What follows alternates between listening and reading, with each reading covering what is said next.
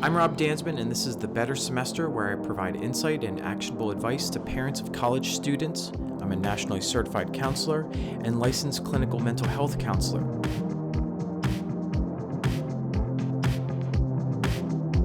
All right. Joel, it's so good to see you, man. Today I've got Joel Ingersoll. He is going to be talking to me about college students and college student mental health and some of the exciting stuff that he has coming up and some of the tools that he uses. So without further ado, Joel, welcome to the podcast today. Thanks, Rob. Thanks for having me. I'm really excited about it. Yeah, absolutely. So let's start with some of your background. I'd love for you to explain a little bit about who you are, what you do, and where you came from. So maybe you could kind of tell the origin story a little bit in terms of, how you got into what you do. Yeah, terrific. So I'm a psychologist. I have a PhD in clinical psychology. Did a master's degree in applied social psychology, which was super cool program and experience. And then I am also a certified master coach. And I wound up in this world of private practice, which I've been doing for over 20 years now. It was a really interesting kind of experience. I started working in the mental health field back in like 1991 while I was in college as a mental health nursing assistant. And I was super excited about it. And I did that work for 4 years in a private psychiatric hospital. So I kind of got introed into the clinical world back in the early 90s. And at that point, finished my undergrad in psychology, started grad school, and was really interested in pursuing an academic career. So finished a master's degree, did some research in the social psych area, and then in between trying to get into a doctoral program, I had worked in a couple of drug and alcohol rehabs as a counselor. I found my way really interested in the addictions world and continued to pursue research in that area while in grad school and in the doctoral program. And then I was all set to do a 2-year postdoc in addictions after I finished my PhD. But then this really cool job opportunity came along at Lehigh University, and it was for a staff psychologist, coordinator of alcohol and other drugs position. And it was really interesting because I had never done any training on college campuses. So I had worked in rehabs, in prisons, in medical facilities, in vet hospitals. And so I thought, well, let me apply. And when I interviewed there, my my eventual boss was a sports psychologist. And I'd grown up an athlete playing sports, worked with some pro athletes at that point. But it really felt like a great experience. And that was back in 2002. And then I worked in higher education as a psychologist for a period of 12 years at 3 different universities. So that's how I like landed in that world. Oh yeah, and I think we need a whole other episode to talk about like career tracks. And I think we Yeah. talked before about how we both had this very non-linear kind of way of finding what we do. Um, uh, what do you think was like most surprising, or what did you see most when you were at Lehigh? And I'm going to assume that a lot of people listening probably don't know where Lehigh University is. They may have never heard of it. Maybe you could share a little bit about like where that is. Um, Sure. So Lehigh is located in Bethlehem, Pennsylvania. Um, and it's right outside of New Jersey. And it's other schools kind of connected in that area, from an athletic perspective, they're in the Patriot League conference, which when I got to Lehigh, I never really knew how amazing and pure this conference was athletically. So your Bucknell universities and your Lafayette's and Colgates of the world, it was really just an amazing eye opener to this really pure student athlete type of environment. Plus, it's like got an outstanding reputation for engineering and historically. So it's a really cool place to work. They also have one of the top business schools, don't they? They, Like one of they the top business do. programs. Yes, and they're quite innovative in how they integrated business and engineering, which they had done almost 20 years, well, probably 20 years ago. So they were way ahead of it. And what I thought was so cool, and it caught me off guard because I thought, okay, I'm going to go and work in this counseling center and just see students for one-on-one individual therapy. And I was all game for that.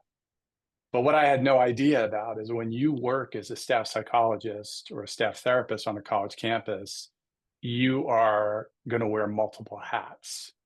So immediately I was working with athletic teams. I was the sports psychologist for the women's basketball team there for 5 years. I traveled with them. I'd go to practices. I would do outreach programs. I was the advisor for sorority, and which was an experience in and of itself and quite an education. Outreach programs. I taught in grad school, so it was unbelievable because I got to do so many, really unique things. Right. How did how did you develop or well, yeah, what did it look like to develop specific skills around college students? Because as you and I both know, e- every age, manifests anxiety, depression, psychological issues like very differently. Prison population is different than college, and little kiddos in kindergarten are different than college. So I wonder, like, what did the interventions look like, and what kind of challenges were students bringing to you? I think initially I was caught off guard, and because, and and quite transparently, sorry, um, there's no way I could have gained admission to Lehigh out of high school. So when I landed on that campus as an employee,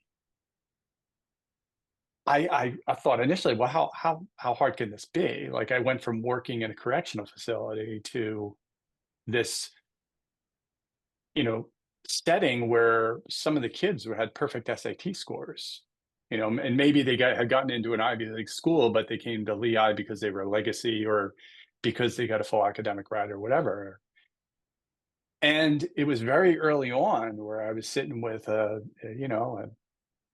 sophomore at the time, and it was within my first month of working there, and the guy's stat line was unbelievable. Like I reference this in my book, which I guess we'll talk about, but like 1,500 plus SATs and 35 ACT. Like what could be wrong? I also was aware of the socioeconomic demographic of a Lehigh student. It's not a cheap school to go to. He was failing. This guy was failing, and you read the stat line and it's a no-brainer. And full-blown panic attacks, though, significant anxiety, almost paralyzing, where like he was avoiding, wouldn't go to class, wouldn't put up his hand, wouldn't socialize. And I thought, wow, is this unique? And sure enough, it was not. So the landscape of mental health on college campuses, I learned very quickly. And I started that job in August. So I was right at the start of a semester, and my calendar got filled very, very quickly. So the eye-opening experience of, wow, this is pretty pervasive. And it's touching on all areas of, psychopathology. It wasn't just sort of like, I'm worried about a test. anxiety, depression, eating disorders, significant substance abuse. And in addition to sort of bigger existential crises of what do I want to do? What do I want to be? My parents wanted me to major in this, but I want to do this. And it really encompassed the full gamut. So I was seeing everything. We all were. What do you think the primary differences were, if any, between the student athletes and the non-student athletes? Because I know that you talk a lot about that in your blog. Mm. You talk a lot about it in your podcast, Mental Health University, um, which will be in the show notes. Um, yeah, I mean, you have a lot of experience with student athletes. And I wonder like what the primary differences are between student athletes and non-student athletes. It's really interesting. I found that on the one hand, I believe that even today, that they benefit, the student athletes benefit Mm. in that. And this is something I get into pretty heavy, both in podcast and in my book, and just in my general conceptualization and philosophy with working with students and parents, is that, students go through 12 years of school prior to getting to college that is quite structured. It is filled with accountability partners. It is filled with predictability of schedule and time management and all kinds of things. Now, athletes and even performers of other types, it could be theater, it could be music, they have this added layer of accountability partners and structure, and their time is managed for them. And then for college students who don't play a sport or who don't participate in those kinds of performing related activities in college, all of those stability factors leave. They're gone. They're there, but they're not delivered to the students. The students have to go find them, but they've never been habituated to go find them. They've always been delivered as part of the package. The athletes, though, they roll into campus if they're playing a winter sport at a D1 school. They're already meeting with coaches, trainers, nutritionists, and if you're playing a sport like, say, football, you have multiple coaches.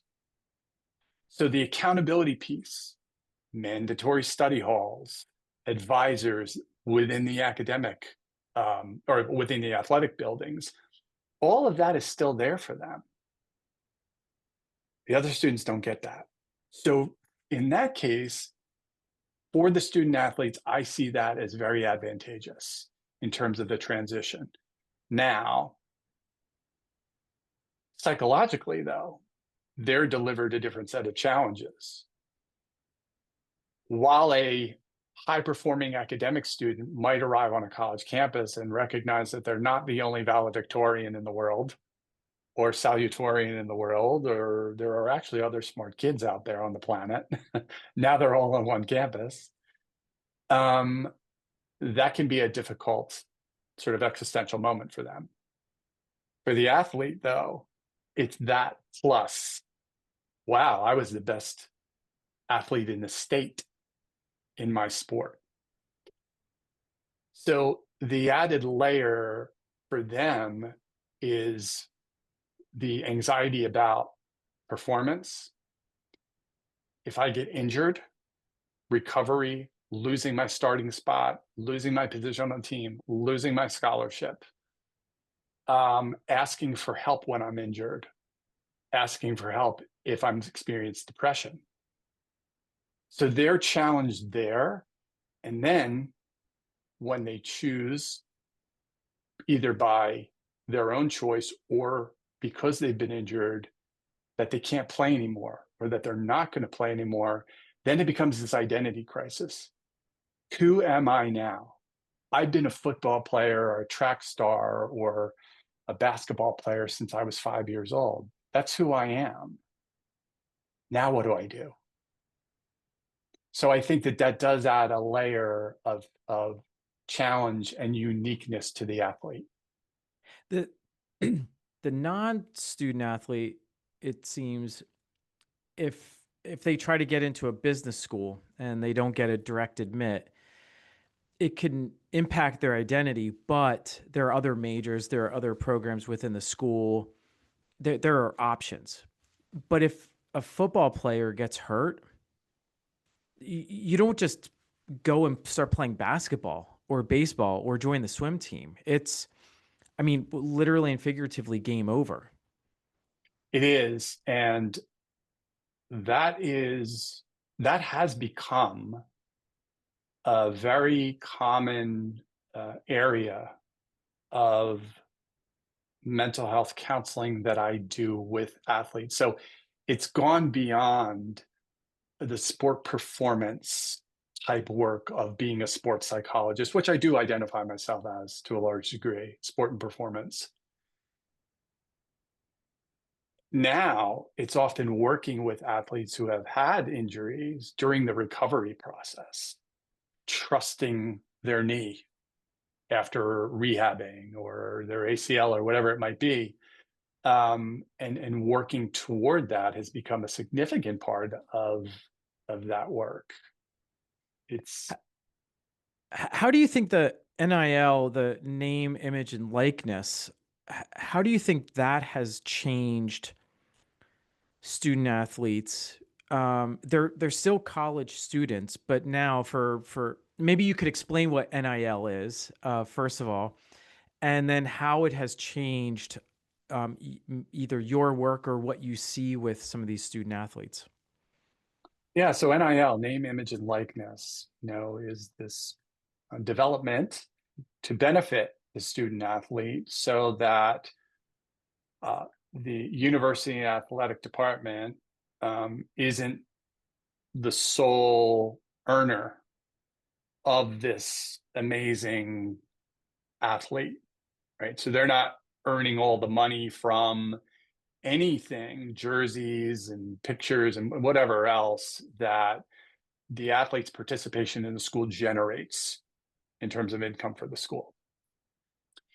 So it has created just a tidal wave, really, of opportunities for these students who are able to negotiate um, financial benefit for attending and playing at a particular university, so they can use it as a not only a bargaining chip, but they're so social media savvy that now they're able to create such a bigger brand of themselves, and which has obviously led to young people who are 16, 17 years old eyeballing millions of dollars before they set foot on a campus. So it's an extraordinary opportunity, obviously. However, it also comes with some pressures as well. One, to perform in front of, if you're a football player at, say, Michigan, and there's 108,000 people in the big house on a weekend, or Alabama or one of the other big schools, like a tremendous amount of pressure. And I also get curious about the rest of the team who does not benefit from that kind of income, and who are there to play it for the pure sport of it. So how does that impact team dynamics? Does it? And what's going to be the fallout from that in years to come? I'm very curious to see how that works and how that That that happens. that's I have not thought of that. Obviously, I'm in the shadow of Indiana University here, and so Yeah. we have some stuff going on right now, some some good stuff. Um, Yes. the most winning team in their, I think, football history, maybe. It's incredible. It's been very, it's been really cool to see all the changes around campus and the buzz nationally around it. But I want to go back to something you said, the intra team dynamics. And I'm thinking about what happens when I'm a rock star. I'm not, but if I was, and I'm a D1 You athlete are. at IU, thanks, Joel. Um, and there's a play unfolding. My risk assessment is going to be very different, isn't it? Like I'm going to play differently. I need to show up and I need to be a baller, but I can't get hurt because there's so much riding on it. And I've heard everyone talk about shelf life. And so I need to play very differently. And then we add into it their developmental stage. These are 19, 20, 21-year olds. What I mean, like what do you hear in terms of like risk analysis and all of these like moving pieces? How do you even begin to kind of untangle all of these like complex pieces with student athletes? And maybe they're not all D1 football players at big institutions like IU, but it could be a D3 volleyball player, who's leading her team, or, an amazing swimmer, D2 swimmer who is on their way to the Olympics. So it's fascinating to listen to when the students are describing their experience of it. It's also fascinating to listen to the varying perspectives of adults who come from different generations of either playing a sport and or parenting, who see that very differently. And so for let's take the student perspective and sort of what they sit with. They are, and it's so hard for me to imagine personally, because while I was an athlete, I certainly wasn't that kind of an athlete. Where a young person who's 17, 18 years old is thinking about this $8 million NIL deal that they get and figuring out what to do with their money. And they're making more money than the president of the university is Oh making. yeah, yeah. And they're also making more money than most of the coaches are making. Mm-hmm. And then thinking through things like, and we're going to see it this time of the year, Rob, with the college football playoff coming up. Right. Because some of these kids, especially in certain positions, like say running back, if you're the top running back in the country and you're aware, because I'm sure people are telling you that the shelf life of an NFL running back is about 4 or 5 years. So do you play in these games and risk getting injured because you're going to be a first round draft pick and come into 10 million or whatever? And do you play and risk that or not? When those decisions were never, they didn't exist. You just play. Like, we're out to win a national championship here. So the pressure to make those decisions, it's a lot. And let me be clear, the kids that I've had conversations with about these decisions, it wasn't easy. It's not like they're saying, like, well, the hell with it. Like, I'm not going to play because I'm going to be a first round draft pick. It's brutal because of their development, because at some point they didn't have an NFL deal or an NIL deal, and they were playing for the purity and the love of the sport. And that doesn't just go away. So their teammates relying on them and things like that creates a whole lot of pressure in sifting through those decisions. Big. They're in a bubble too. The athletic Yes. department, I know the folks, the students that I've worked with, I mean, they describe, I mean, every student I've worked with at each of the universities that's been an athlete, it's like a bubble, which can be really, really good in many ways. Um, but it's also very insulative. The socially, it's, I mean, like they don't make friends outside of the athletic department. Um, but also strangely, and I'd love to hear your thoughts on this too. Um, when people make bad choices, it's they're like the wagons circle around and protect many of the athletes. They do, yes. So, and I agree with that assessment for sure. There there is a lot of protection there. There's a lot of support. And especially at the bigger universities, right? So where I see a lot of risk is at the smaller ones who don't who aren't able to absorb and provide that cushion for those athletes. And the risk there is, and I've seen this happen far too often, where the athlete, for whatever it is, for whatever reason it is, makes a bad choice or is not able to play, and then they find themselves down a road and embraced by another social group or opportunity that is just so self-sabotaging that their whole college experience implodes.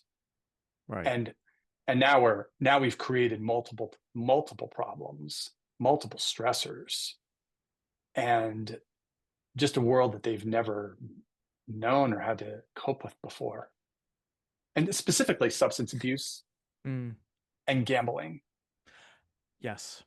Can you talk a little bit more about gambling uh, I, I I assume that we have seen similar things happen over the last few years. Can you talk about the maybe your best guess percentage wise, like who's gambling, how much gambling is going on, and we're when we're talking about gambling, we're talking about sports betting, right? We're talking about sports betting and we're talking about, game gambling, Gotcha. Okay. Texas Hold'em, the traditional sort of gambling. So I can, I mean, hopefully there's a lot of takeaways from this conversation. But if there's one of them, this is a big one.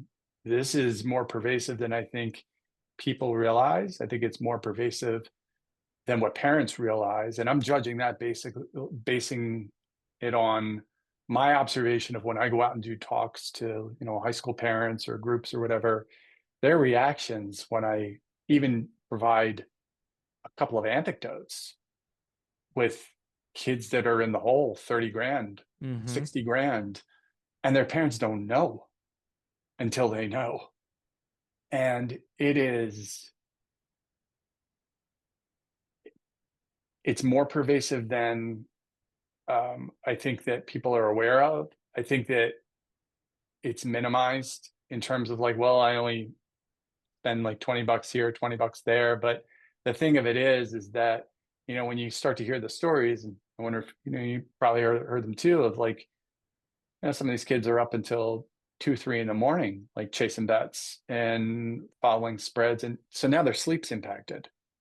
And now they wake up the next morning and now they're worried about the money that they've lost and how they're going to get it back and who they're going to tell. But they have 3 hours of class and an exam that day. So it just kind of dovetails. And it's a lot of the online stuff, DraftKings, FanDuel, those kinds of things. And then if a school is then simultaneously in close proximity to a casino, now we have multiple layers of challenge. How how have you seen all of these issues change from the time when you started? Let's go back to Lehigh because that's where your experience with college students, it sounds like, started. Um, what's changed over time in terms of like diagnoses, symptoms, stressors? Maybe you could talk a little bit about like the starting point and then kind of where things are now and yeah, what's changed Yeah, over time. So again, going back, like I started at Lehigh in 2002. So we think about that year and a couple of years before that, and then the years following that. It was quite a fascinating time to be working on a campus then. And also, I still, even though I haven't worked on a college campus since 2014, I still see 20 to 30 college kids per week, attending different schools, right? And consulting with parents and things like that. So, diagnostically, I don't think that much has changed in the general categories of diagnoses. Lots of anxiety, lots of depression, so you're sort of 47 to 53%, ranges. Still, some eating disorders, substance abuse, college adjustment related disorders. I think that all that's the same in general. Now, what has supplied those diagnoses with more rocket fuel? Social media. So if everybody hasn't read it, read the book The Anxious Generation, please, because he really does a really great job at capturing and delineating those factors in a timeline of the intro to phones, social media in particular, and the mental health crisis among Generation Z. So while in 2002, I was still seeing kids with anxiety and depression, they were just getting on Facebook. So if we think of, I think of these diagnoses as sort of like, and I challenge my clients to think about them as like, okay, let's think about what fuels this. So the discussion around the fuel has evolved. If you're going on to Snapchat and or Instagram, and you recognize that you feel like crap when you're on those sites, if you're not laughing, learning, or selling, don't go on them, because that's fueling the anxiety, it's fueling the depression, it's fueling the poor self-concept and the self-confidence. And then it's this other layer, obviously, of constant social comparison. Socially, body image. So we're seeing a lot more body dysmorphia type stuff. That is connected to anxiety and anxiety disorders, OCD. So we're seeing a lot of these sort of new layers of it. Is that More split? so. Is that split evenly between young men and young women, or like how are you seeing that change, if at all? So I think that, and actually, Jonathan Haidt references this in the book, the gender differences, that while it affects both, girls are affected, seemingly more significantly, right? Just with the social comparison, it shows up for boys differently. However, it still shows up, and I got to tell you, there are a number of guys that I talk to who talk about body dysmorphia more than ever. And it's the same thing, though. They're looking at this sort of idealization of what someone who's ripped looks like, and I need to look like that. And this is the key part. They create these rules. I need to look like that in order to be happy.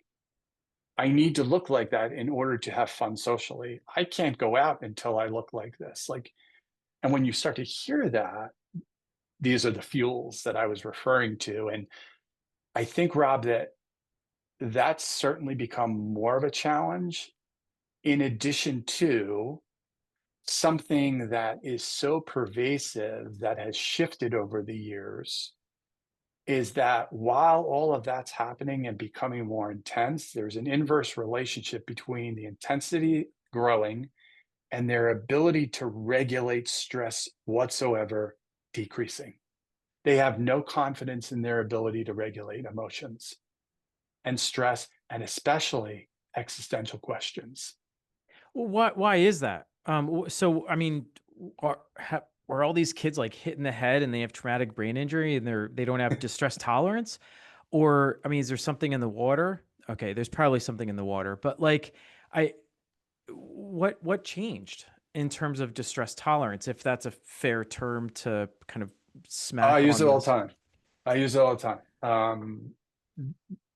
I think what has changed is certainly the um, the introduction of social media, and that has certainly been a fuel source for it. Um, and the way that the kids are socialized early on, right? So if they're getting phones at 9 or 10 years old, like we're kind of off to the races on this, because they can they I think one of the challenges is that they're not subjected to the range of independent tasks that someone like me, and I'm not saying that we're better or worse or anything, it's just a generational difference, which is a crucial thing to be aware of. I'm a Gen X person. I'm a Gen X parent. I had a I walked to school by myself in first grade. I played outside until 7, 8 o'clock at night, unsupervised with my friends. And Nowadays, your parents would have been arrested. that's It's, exactly right. I Like, mean, and I'm like not joking. I mean, there are examples like all over the place where parents like get in trouble, and so yeah, it's almost like even if parents want to send their kids out and gain some independence, yes. So I think that that's a large part of it because it was just how we grew up. Like, we were forced to do it. We were also, which then forced us to make decisions on our own and just deal with the consequences. Now, I didn't have a phone in my hand where I could, ask Siri the answer. But the thing is that even with that answer, it doesn't necessarily help me regulate emotions. It just gives me an answer, but that doesn't take right away. And I think that there's this sort of missing link between, well, wait a minute, here's the answer, but I have the answer, but it's not working. It's because regulation doesn't work that way. And if there's any expectation that, oh, I'll just do this, well, I think that we find out that that is actually not the case, that their ability to kind of confidently tolerate these moments is very poor, no matter how smart they are. And I'm right. making an overgeneralization. I know this because I do think there's a percentage of kids out there that are, but if I could point to one skill that has become more challenging and sort of on the radar for the college students that I work with, and even when they graduate and become adults, well, not adults, but like professionals, is the ability to regulate, emotionally regulate.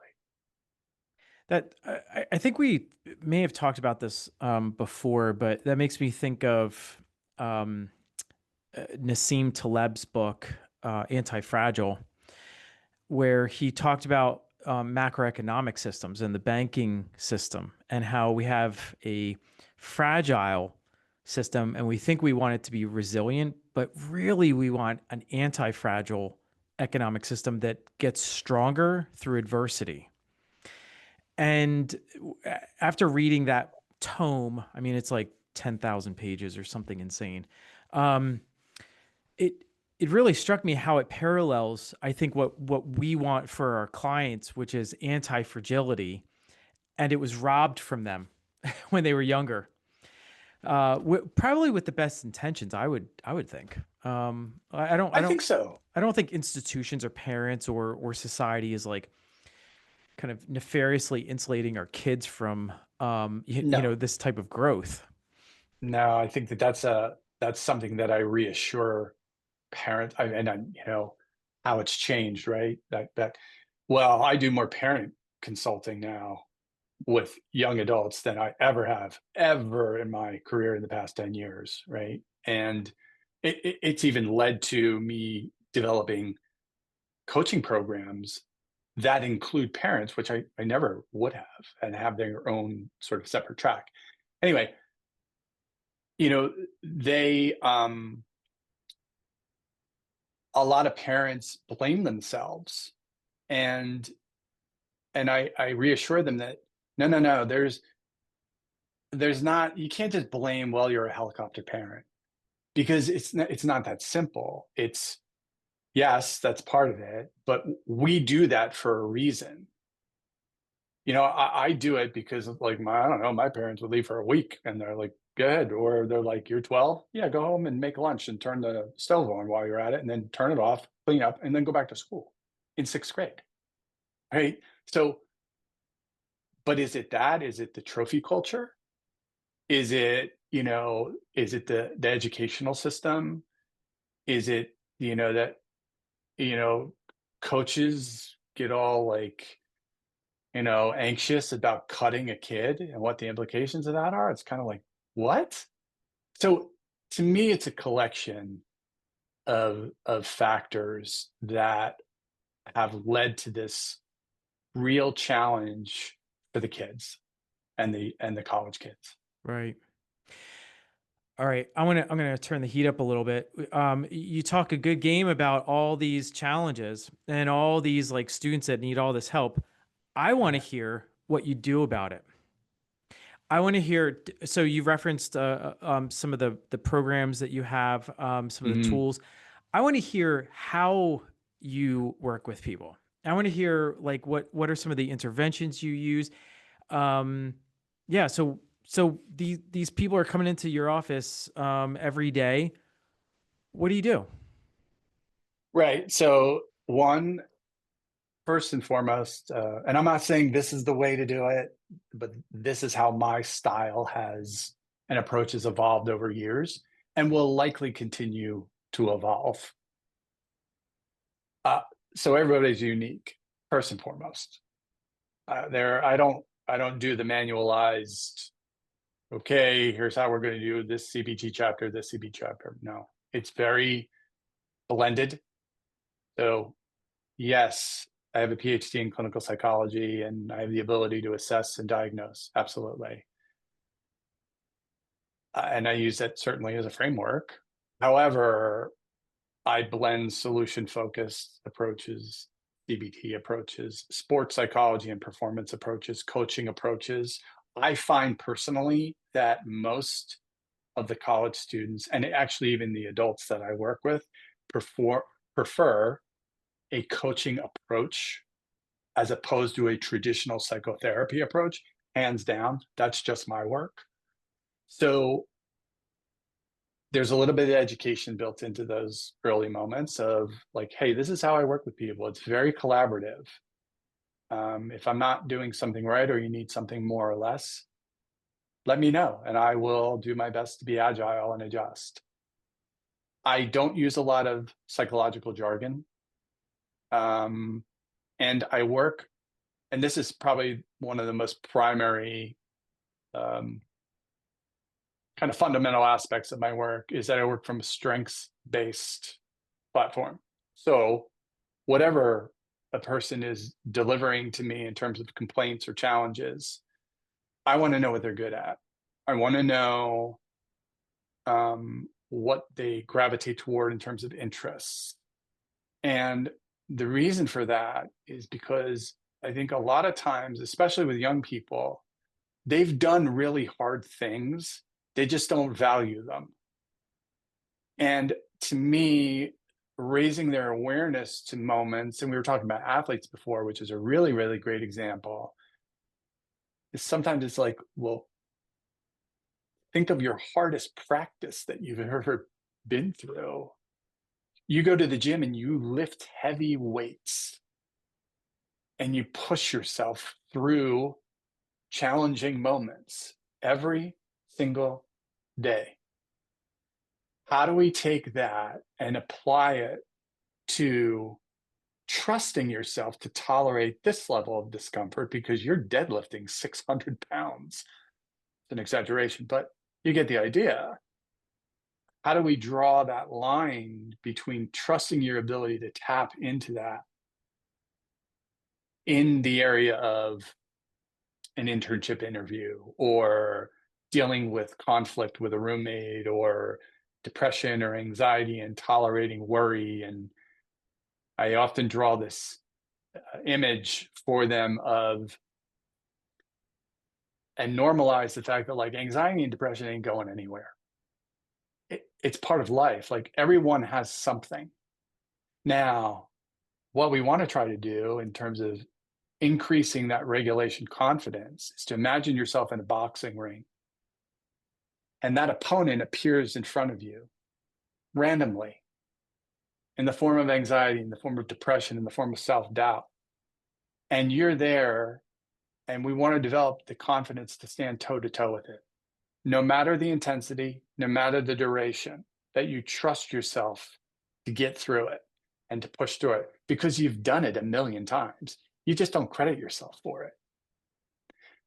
So it's really like a lot of teaching as well. And in addition, if people are stressed out and they have a lot to say, or they want to talk through a relationship, there's that opportunity to do the digger deeping, the digger digging, deeper digging. Yes, finally, into like, hey, this was kind of showing up, earlier in my life, and I'm kind of seeing a similar pattern now. Like, we can do that too.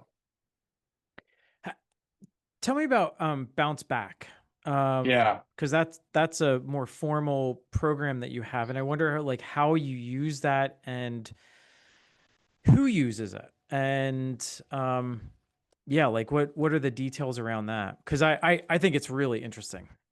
Yeah. So college bounce back, and specifically, like I kind of tagged another word on it, accelerator, is uh, quite honestly a little selfishly built because I was a horrible college student. And it took me a lot of time to figure out what I was doing wrong and why I couldn't be academically successful. So I kind of reached back and thought about those experiences, and um, I make my transcript very visible to the clients that I work with to prove it to them. Are you um, talking? You're talking about your college transcript? yes, yes. Usually I have it hanging up, but for the sake of this interview, I didn't want to hang it over my head. Um, it was really hard. It was really a tough, tough time, and I went through, anxiety and definitely some self doubt. Like, hey, can I do this? So while I developed it years ago, and basically it's a coaching program, it's a high touch coaching program for students who have torpedoed a semester and their parents. Now they're not together, they're separate tracks. So it's a group coaching program where I create a community of students who are in a similar boat. It's not a group therapy, though. I want to be very clear about that. There's definitely components of empowering and teaching students how to take action and take accountability for their mental health in a variety of different ways. And infused in it is helping students discover what their personal underminers to college success are. And they could be several. It could be a lifestyle choice or whatever. So things that they're doing, or variables that are negatively impacting them Yes, academically. things they're doing or not doing. Right. Right. And so it's raising their awareness to that. It's raising their awareness to, well, this worked in high school for you, and you're trying to make it work in college, but it's not working. So we have to assess and adjust. So basically, I teach a student, and I use a sports analogy here, is like we're looking at a football season, 4 months, 16 weeks, roughly, in a college semester. And how we go and assess and make adjustments as any team would or athlete would during the course of the season, and how we prime ourselves for peak performance. So there's a lesson in there, how to think like an athlete. And we work through an entire semester together, and we're able to target things like ahead of the game too, like prepping for midterms, normalizing the anxiety, normalizing performance anxiety and why that's actually good, what to do and how to recover quickly if you don't do well on an exam, how to define exams so that, if there's a difference between I failed an exam and I'm a failure, um, how to respond favorably and proactively with professors rather than waiting until the end of the semester when they're rolling their eyes and saying, "Where were you?" So, and then it's really built upon, Rob, I'm so committed to, and it's sort of like book number 2 that's coming. It's the ungraded skills.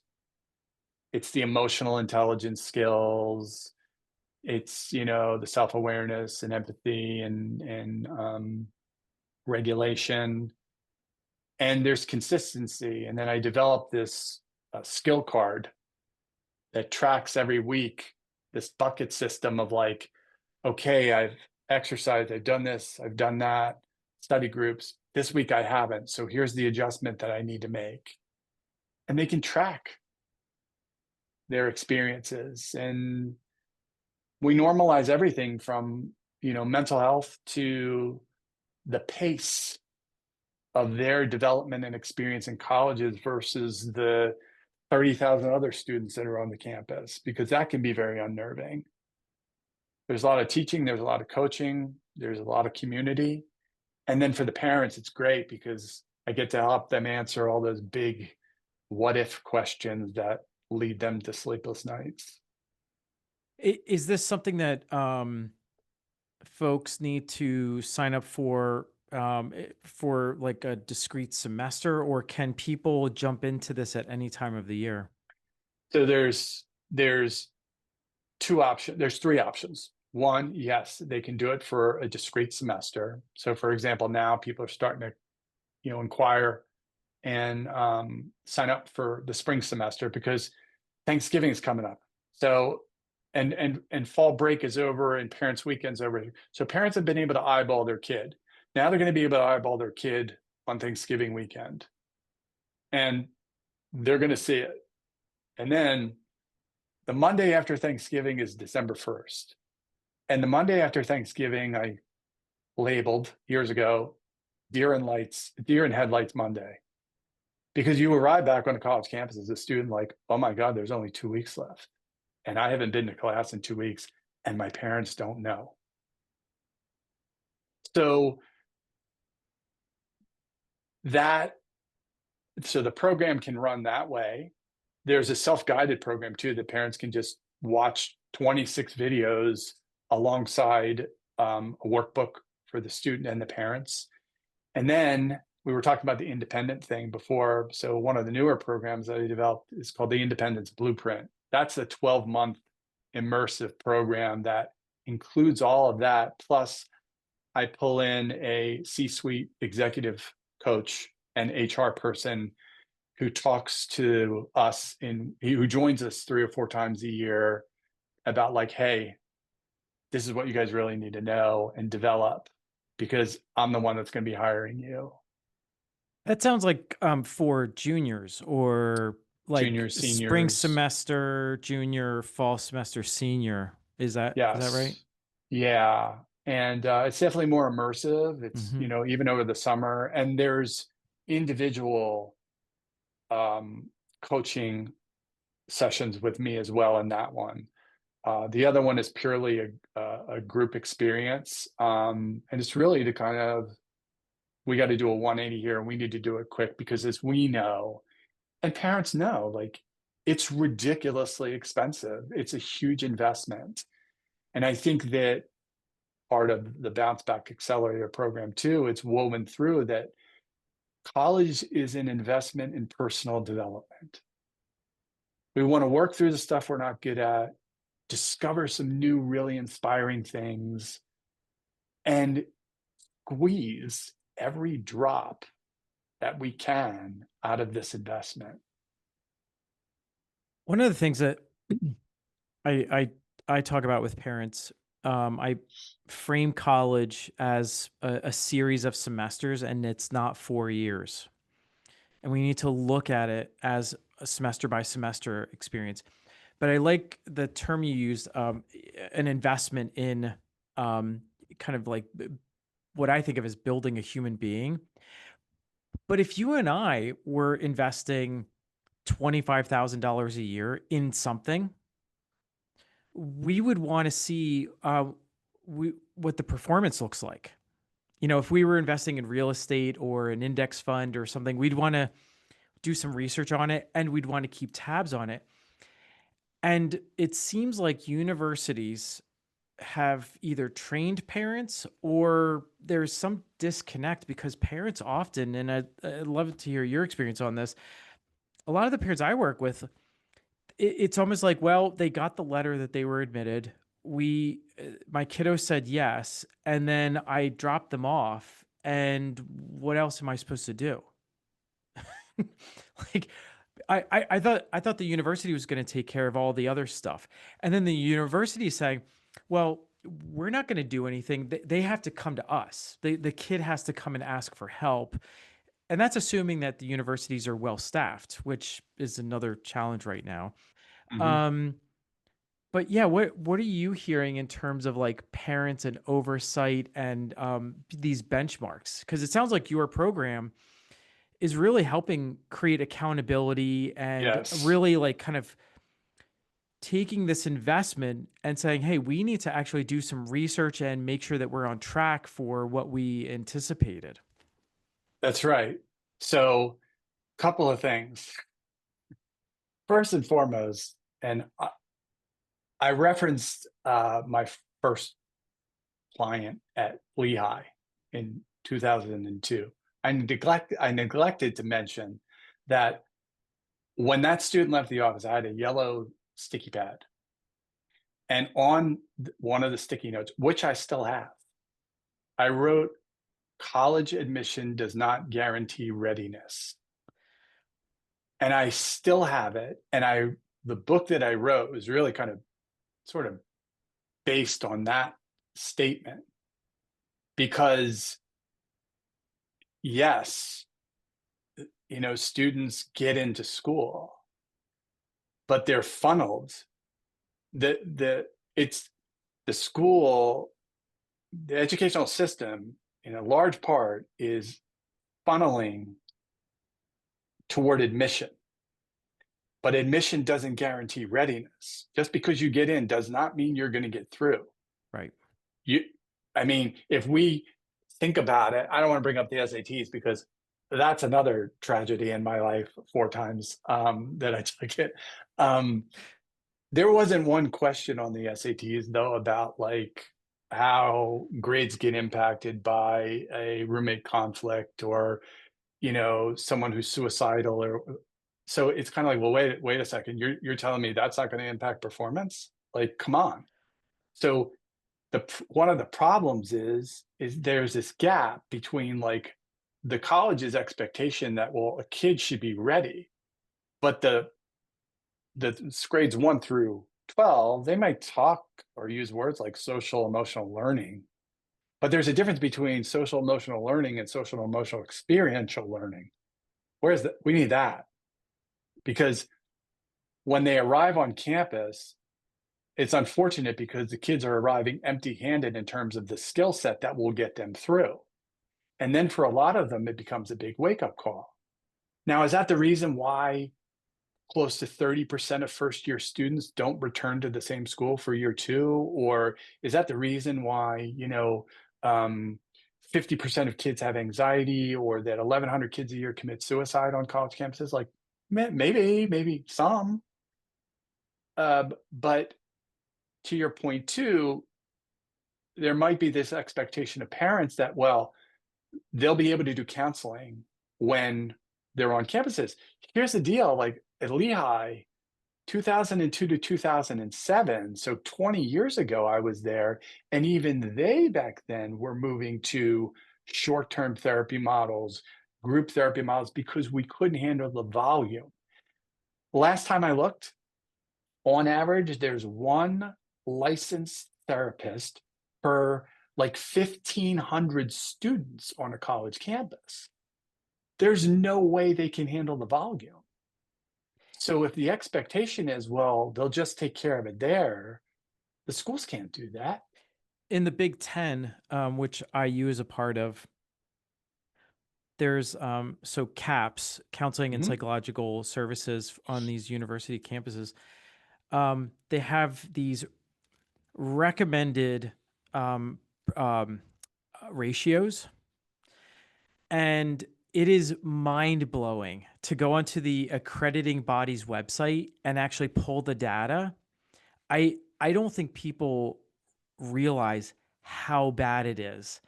Um, there's one university that I pulled up because I have a client there. The ratio was 2,900 students for each licensed clinician. I know that at IU, at their caps, there's often a wait list for emergencies. Yes.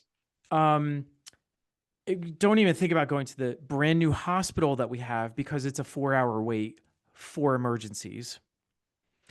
Um, if you do get into caps, they tell you you will not see the same therapist more than once. And we have to schedule week in and week out, and you get 6 slots, and that's it. So, Yep. so I don't know when I'm going to be able to come back based on my class schedule and the caps availability, and I'm not going to be able to see the same person again. So I have to retell my story.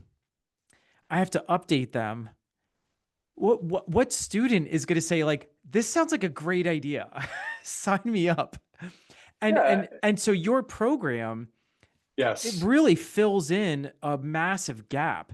So what's your limit then? I mean, you can't work with hundreds of thousands of students.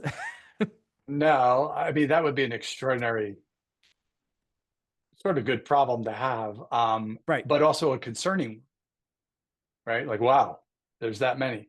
Yes, it does, right? And it does sort of help to fill that. Now, again, like it's not therapy. Like it's not.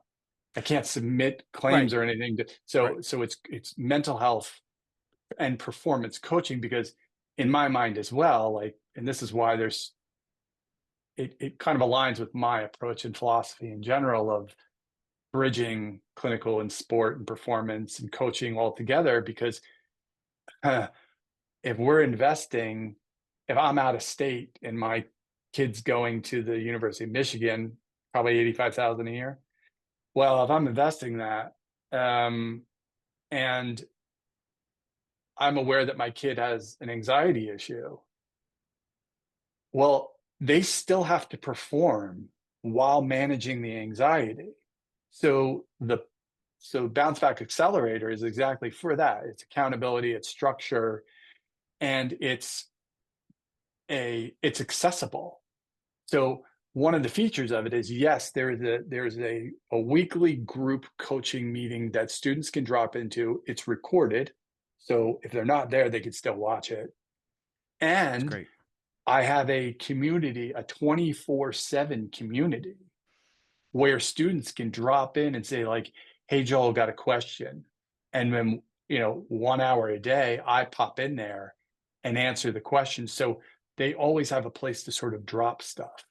And and Now, and the other group members can see the yes, questions they and your can. response. Yes, they Oh, that's can. And great. Yeah. the importance of that is one, oh, geez, I'm not alone.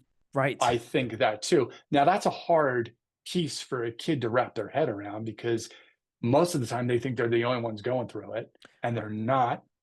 Um, so to provide that, oh, wow, there's other people here too, is a very, very powerful thing. And again, it's an opportunity for me to help them become the drivers of their mental health and to take ownership of it. Because much like when we were off air talking about like longevity and health, this is the same thing. You know, the longevity health people are talking about how to empower the patients to take more ownership of their health. The same thing goes with mental health. We got to exercise. We got to know about nutrition. We got to know about hydration. We got to know about supplementation. We got to know about sleep and substance use. And all of that impacts mental health and performance. So the BounceBack program, it highlights that for 16 straight weeks. And it provides them with accessibility. I'm sure you're seeing it where a kid's like, well, great. Like now I have to go into the private sector off campus to see a therapist because the therapist at home isn't a part of PsycPack, but they're not available either. So now I got to do a telehealth. And I don't know what I'm getting there with Right. one of the bigger telehealth companies. Who knows what I'm getting? It's a lot. It's a lot to unpack. I'm gonna put a link to BounceBack Accelerator and your other stuff in the show notes as well. What do you wish universities did differently? And it's great that we're employed, but let's Yeah. put aside like whether it would benefit us in some way. I mean, if we could rebuild university systems, um, and I've asked a few different guests this, some researchers, other authors, psychologists, psychiatrists, um, and the answers sometimes are very surprising to me. What do you wish universities did differently? How would you rebuild a system if you could?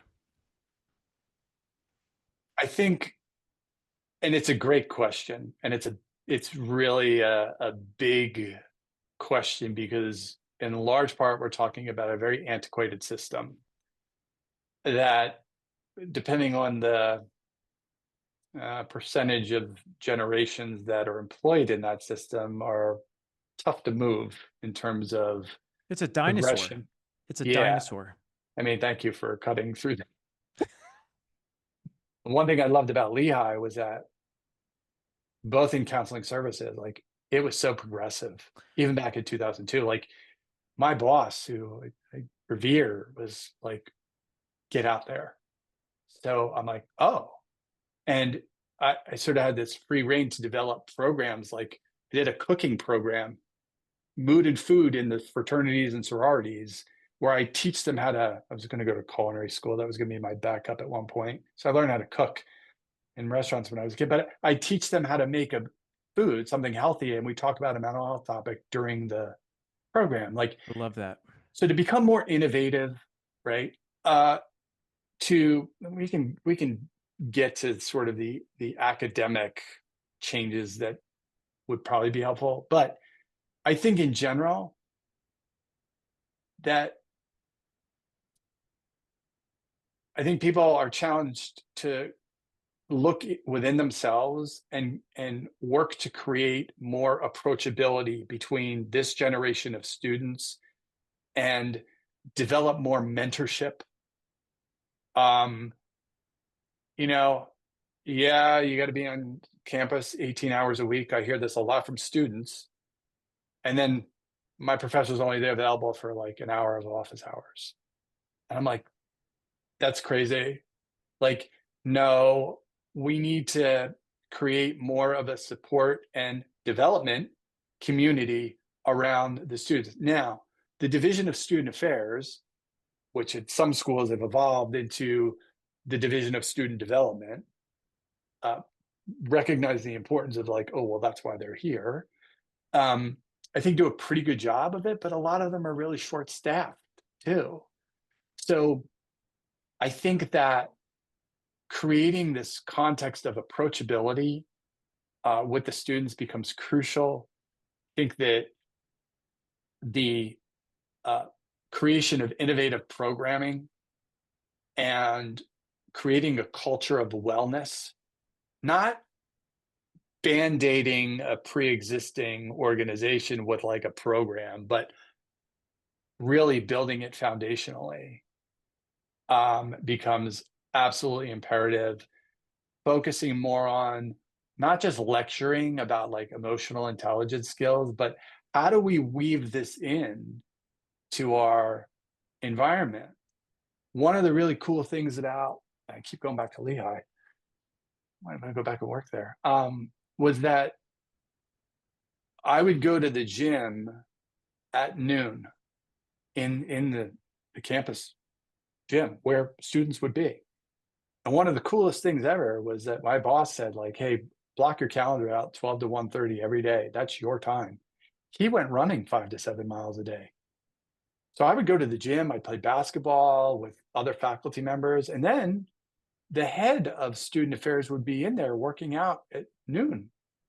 So top down approach. Everybody's got to be in on it. Everybody. Just like any other organization, and I think if they evolve to that, it would be so helpful to the students because they need to observe that other people are doing it too.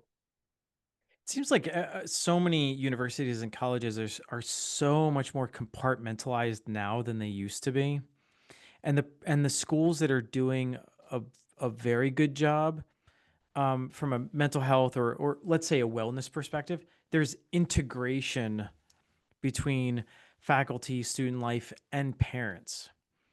Um, I, it drives me bananas. All of how a lot of universities hide behind FERPA and HIPAA. Oh, you we can accept your money, but we cannot acknowledge that your son or daughter goes to school here. Um, even when their son or daughter is actively suicidal. Right, What? right. It's terrifying. And you know, I've sat in on those calls, to parents. I've had to make those calls when I worked on colleges, campuses to parents. Hey, you have to pick your kid up. Like, why? Well, Right, right. they're suicidal or they had this drug problem or whatever. And the parents are like, what are you talking about? We didn't know. Right. And I agree with you. I definitely think there's a lot of work that needs to be done there. Um, you know, I remember the shock of sitting with a financial consultant 2 months before my daughter was born. And we have one kid, but 2 months before she was born, he's like, all right, so when's your kid due? It's like, oh, October. Like, okay, so you're gonna need 350,000 for college. And I'm like, what? And he's like, yeah, Joel. He's like, no, you went to college in 1988. Like, it that's a huge investment. Oh my God, it's huge. So more than once, um, faculty, staff members at various colleges and universities that have been connected to have suggested slash urged me like, hey, if you're going to practice, please do something for the parents. Yeah. They're a Yeah. hurt It bunch. just seems like it just seems so obvious from, I think, from our perspective. I think like post acceptance letter and everyone's brains turn off or something. And it's like, Yes. no, no, no. You just got an invitation to the starting line. Yes. And this is a team-based approach. This is not like, okay, Right. see you in 4 years. So to your point, and if that admissions letter, which are coming this time of year, especially for kids who've done early admission or early decision, right? If they're in, if they're going to Indiana and they know it November 6th, are they spending November through August prepping for the rigors of the Kelley School of Business? No. They're going to develop really bad habits and bring them to Indiana, like every kid would do. Once I'm in, what, senioritis, that term was developed when? Like, Yeah. it so what happens is they show up on campus with either underdeveloped emotional intelligence skills, or just none, and really bad habits. Okay, now we have, not in Jersey, 180 days of the school year to kind of tweak it and fix it. No, we have a 75-day semester. We don't have 10 months, we have 4. And if you're 3-4 weeks in and you got to recover, that is a tough spot. Yep. And again, that's what, in part, what college BounceBack Accelerators for. We're running out of time. I want to make sure Yeah. to you've referenced a book coming. Oh, 2 yeah. books coming. Yeah. Joel, tell me about your books. So the first one that's forthcoming more immediately, which should be in the next month or 2, maybe the beginning of the new year, but hopefully before then, it's called Fix It Fatigue. How Gen X parents, and I'm not dissing other generations, I just happen to be a Gen Xer, so in part I wrote it for my friends. How Gen X parents can go from fixing everything to raising an adult that can handle anything. It's been I want to say a labor of love, but the word love would probably be inaccurate. It's a collection of 14 chapters, but each chapter is a what if question scenario that has been posed to me by a parent over the past 25 years. And one of the challenges with what if questions that we don't answer them. They often wind up creating a loop of other what if questions. So Gen Xers, of which I'm one, is the fix it for you generation, raising the Gen Zers who I needed fixed yesterday people. And we suggest those solutions through our methods. So it's heightening our awareness, Gen X parent awareness of how we think about things, how we did things, and normalizing that and celebrating it. But how we need to make an adjustment from kind of parenting in our way to a more coaching way to help our student develop independence, emotional intelligence skills, etc. So it's filled with anecdotes and personal experiences, and then exercises to do as well, and questions to engage your child with too. Can you give an example of one of the big what ifs? Because I'm sure that there are a few that are like, oh, this is the one I hear like all the time. Like, what if? What if my college grad can't get a job after graduation? Now, the fix it parent, the Gen X parent, goes into problem solving mode, peppers their kid with suggestions, and connections and solutions. And I'm going to open up my network. I've got a friend at Goldman. You have a cousin who you haven't met who exactly. And they then observe their kid to be unresponsive to any of those solutions. Well, go out there and network, go out there and like hustle. And that's like speaking a foreign language. You're lucky if the kid isn't walking around with like headphones as you're talking to him about this. And they're unresponsive. They're not applying to internships. They're not applying to jobs or whatever it might be. And that's a very, very frustrating place for a parent, which leads to, well, what if they don't get a job? What if they'll be living at home? And is this my fault? What did I do wrong? So it trips off this series of worries. It's a worry cycle that leads to parents not prioritizing their own mental and physical health, which then just keeps the cycle. So they're now seeing this as a full-time job. And so what a chapter, and that is a chapter, does is to highlight it, normalize it, and then also challenge parents to approach it differently with different questions. So what do we want? Well, I want a college grad that's an independent thinker and problem solver, but I'm doing all the problem solving and thinking for them. How do I change my dialogue so that I still care, but in a way that helps them become the independent problem solver?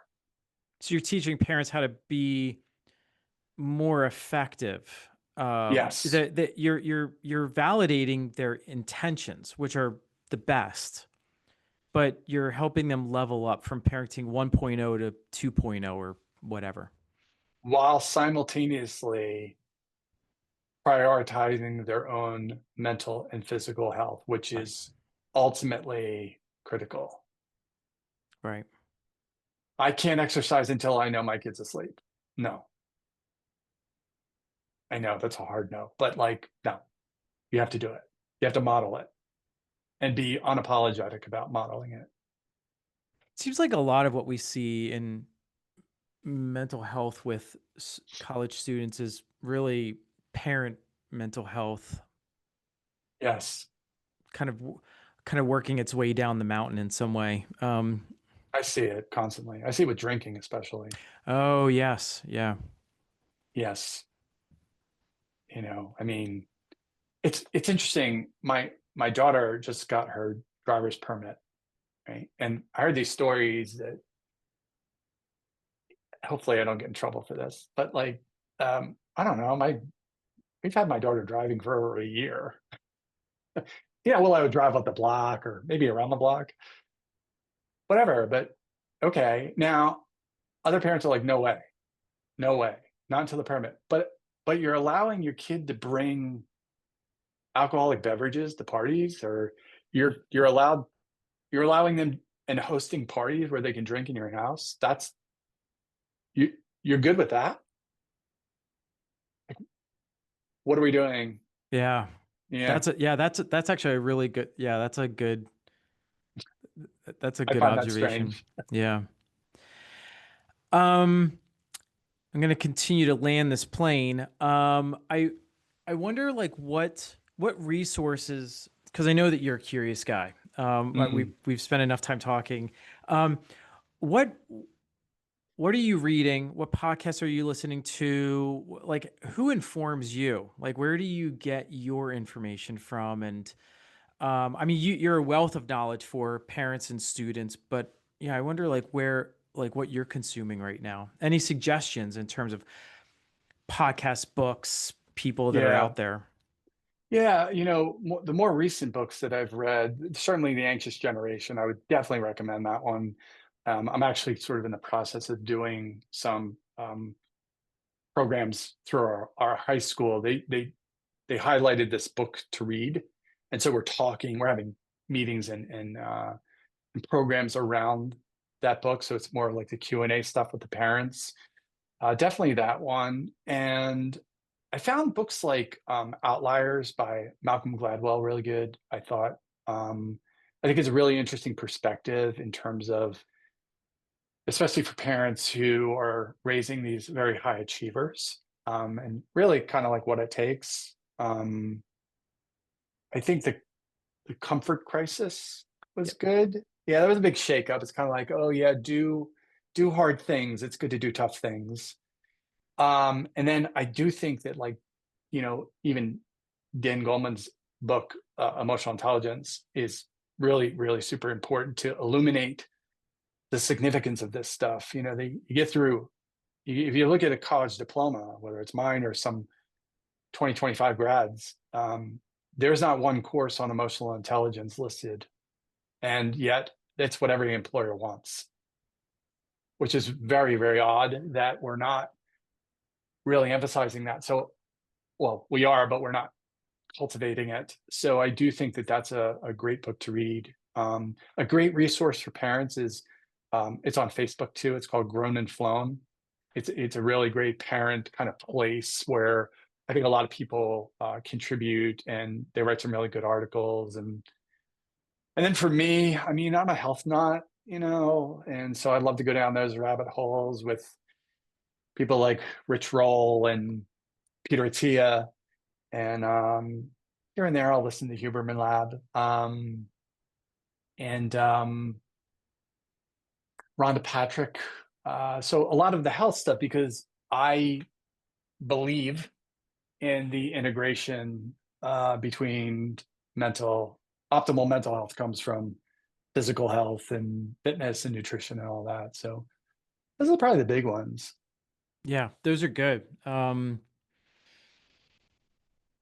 Yeah, I will. As with the other resources, I will definitely make those available in the show notes for sure. I would be. I don't even know what the word remiss means, but I would be remiss if I didn't ask you right now about, and this is going to be a complete shift, and we don't need to spend a lot of time on it because I know that we're running out of time. We're in a very strange time period right now in terms of AI and what's happening at the federal and state level, the economy. I mean, there are a lot of weird things going on. We have the first trillionaire um, Oh yeah, as of today. Uh, nice. um, I don't know about you. I hear a lot of students freaking out about career. Students that thought they were going to go into finance, that they thought they were going to into computer science, informatics. Um, Student athletes, Hmm. even if they are really good at whatever sport they do, if they're sober minded, they know that they're probably not going to do that as a career, or they're not going to do it very long. So I wonder if you have any insights for parents, or if there are any students listening around career advice or how not to freak out. Yeah, any thoughts around how AI is eating everything? And yeah, and what you're seeing from a career perspective. Yeah, so this has definitely become an area in the past 3 years where I'm seeing a lot of college grads very distressed, um, having a difficult time getting jobs. And so I'm hearing a lot of frustration, a lot of anxiety, a lot of stress, and a lot of self doubt. And it's really quite concerning.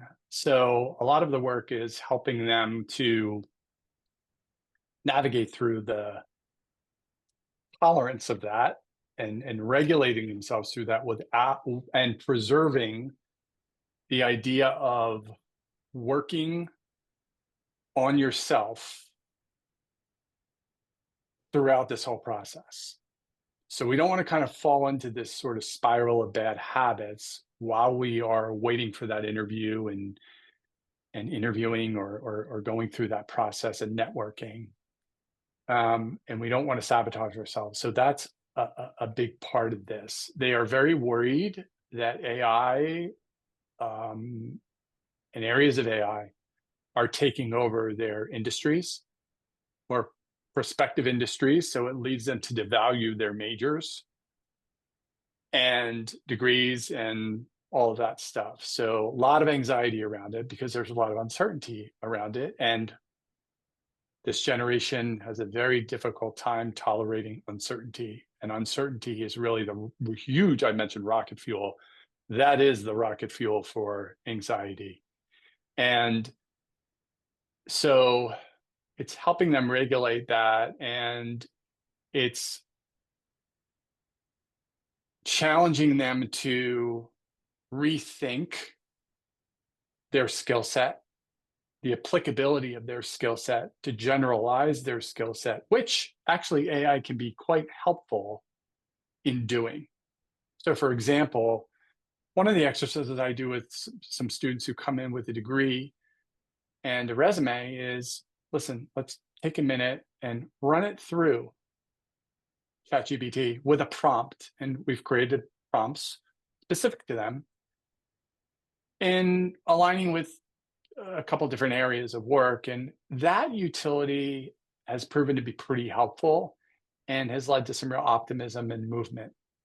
So that's certainly something that I'm seeing. But overall, with the just general uncertainty of that, of the market, and I don't know, one of the things I'm also hearing is the sheer frustration that, well, wait a minute, I finished college, I should be able to get a job.